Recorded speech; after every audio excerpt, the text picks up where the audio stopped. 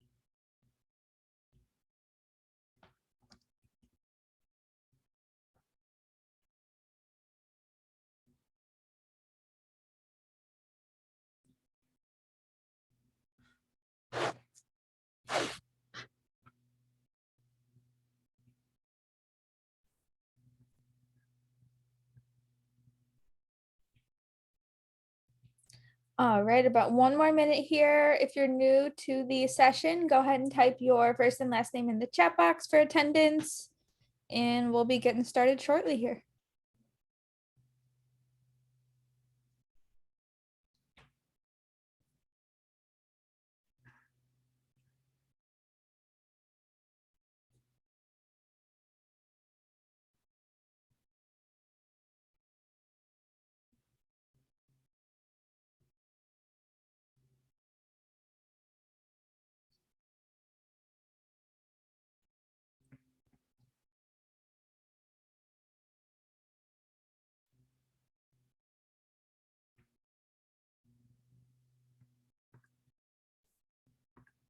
Alrighty, it is 2 o'clock, so I'm gonna go ahead and get started. I'm gonna share my screen with you guys. Hopefully everyone can see my screen and can hear me okay. If not, please let me know, either verbally or in the chat box. Either one is fine. So again, my name's Emily. I'll be doing your food for thought videos if you're new. This week, week 4, we're gonna be talking fresh, frozen, and canned produce. So fruits and vegetables. Kind of the benefits, pros and cons, which is the best one, if there is a best one, and a little bit deeper into that. So before we even dive into fresh, frozen, or canned produce, the main message I kind of want you guys to take away from this session is that it all counts, right? It's still fruit, it's still veggies, whether you're eating it fresh, frozen, or canned, it still counts as your daily servings. So again, there's nothing to kind of overthink or overstress about. As long as you're kind of getting a variety of color, a variety of fresh, frozen, and canned, a mix of those three. That's the big marker for this lesson. All right, so starting with fresh produce. I kind of broke it up into some of the major pros and cons. So with fresh produce, you kind of have a wider choice of availability, right? So typically with canned and frozen produce, you won't have as wide of a variety as you will with the fresh produce. That being said, it's more seasonal. So in the fall, maybe apples or pumpkins will be cheaper.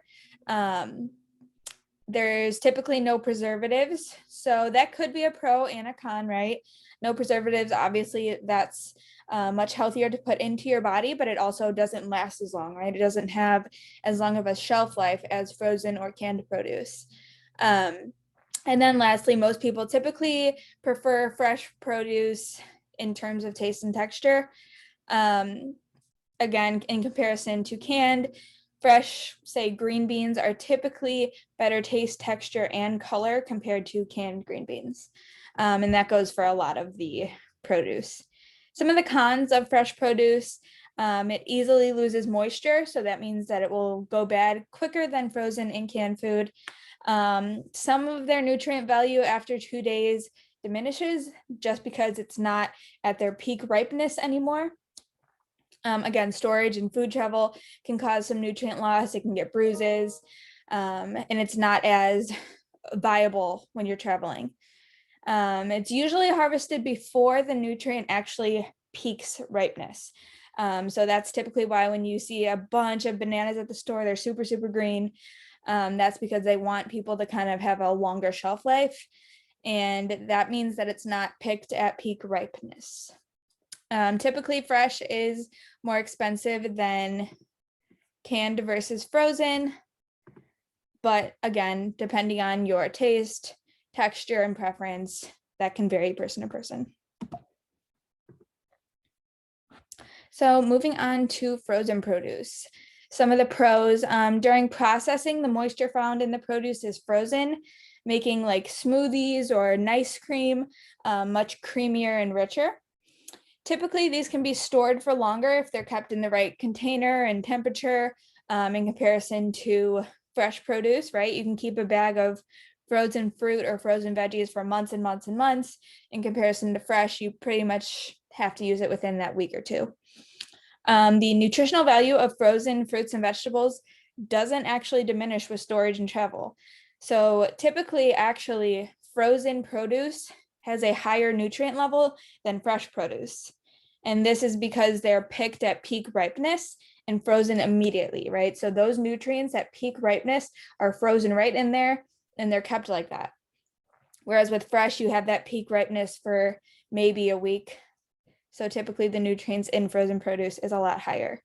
They're usually less expensive, especially when buying in bulk, and there's less food waste. So you're not cutting off the stems or cutting off like the bitter or pieces that have gone bad in comparison to fresh produce. So some of the cons of frozen produce is there is fewer options. So say watermelon, you typically won't find frozen. A lot of vegetables you won't find frozen. So there is fewer options. Most people find that frozen produce doesn't taste as good. Some of the textures can be a little bit off. It can sometimes make them a little bit more starchy or mealy in texture. And before freezing, fruits and veggies are often blanched first, and that can cause vitamins B and C to be a little bit diminished in comparison to the fresh produce, which again, it may reduce the antioxidant content. And fresh and frozen produce does sometimes contain preservatives to keep it as a longer shelf life. So that's just another kind of something to keep in mind. Again, it's not a big deal, but just something to keep in the back of your mind.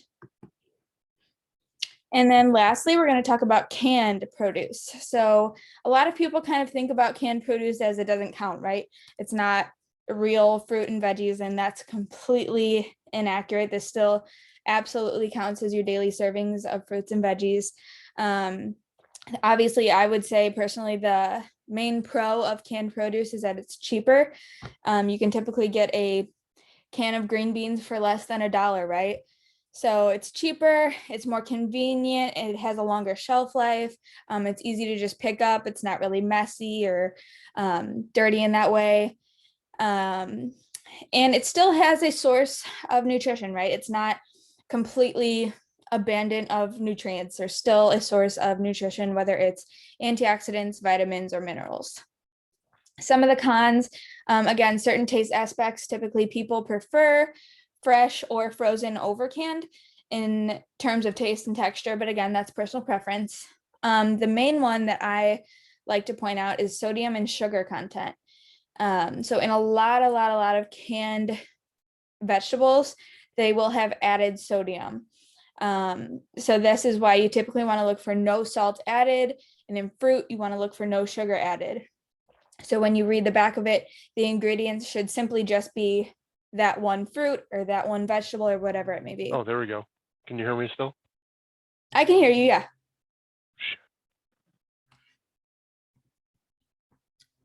Was someone trying to talk?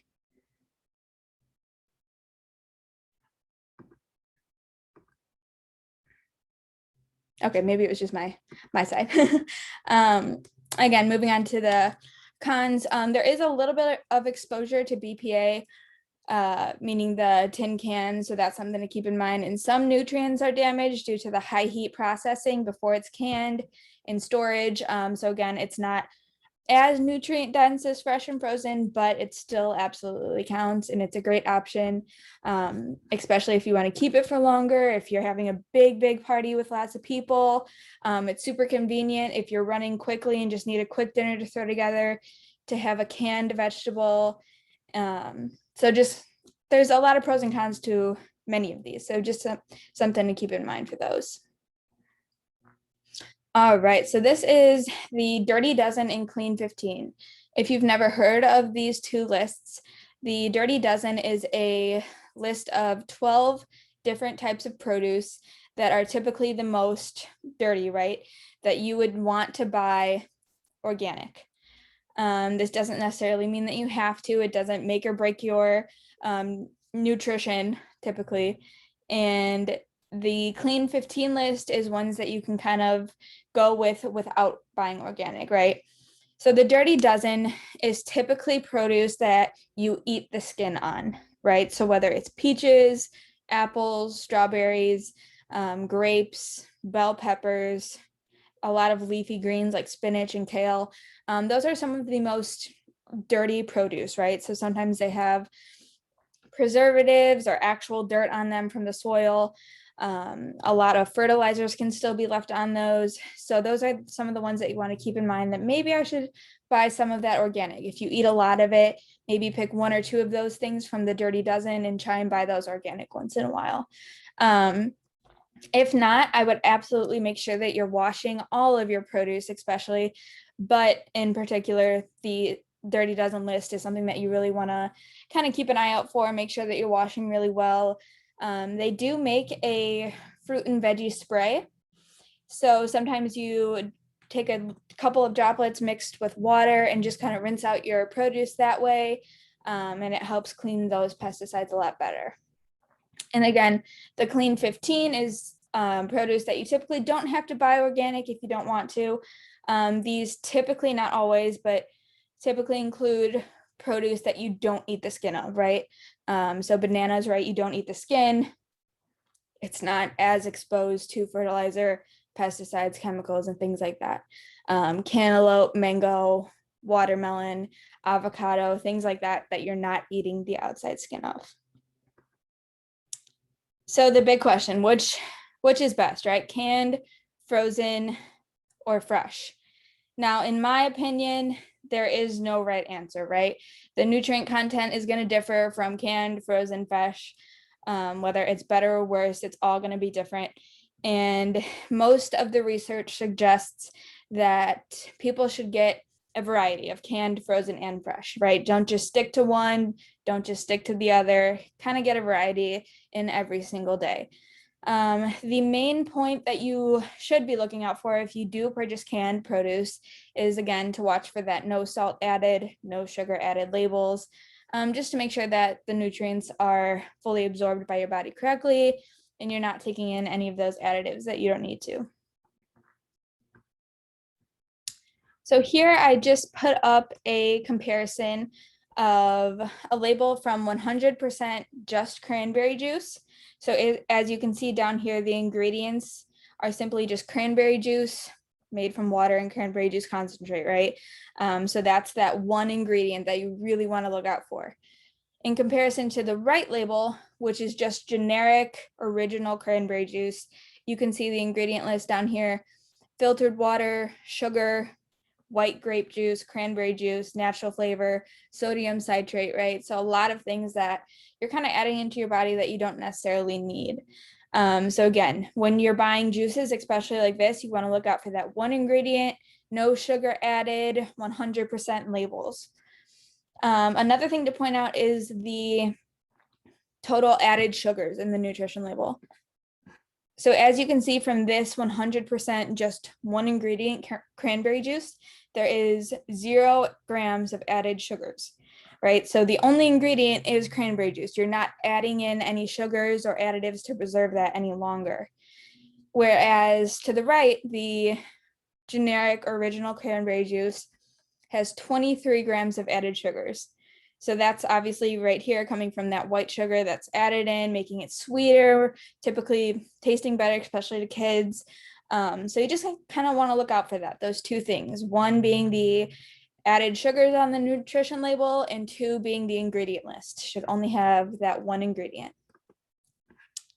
And then lastly, your little take action items for this week. The first one being to incorporate a variety, right? So at least 3 fresh produce items, 2 canned produce items, and 1 frozen produce item. So it's really getting that variety in, watching out for those no salt added, no sugar added labels. And the second being, just like I said, finding whether it's a can of produce, a bottle of juice, or a frozen bag of produce, look for that no salt added, no sugar added label, and take a picture of it, either the front or the back where it's just that 1 ingredient. Take a picture of it, and then we'll kind of discuss that next week. All right. Does anybody have any questions or comments about today's session?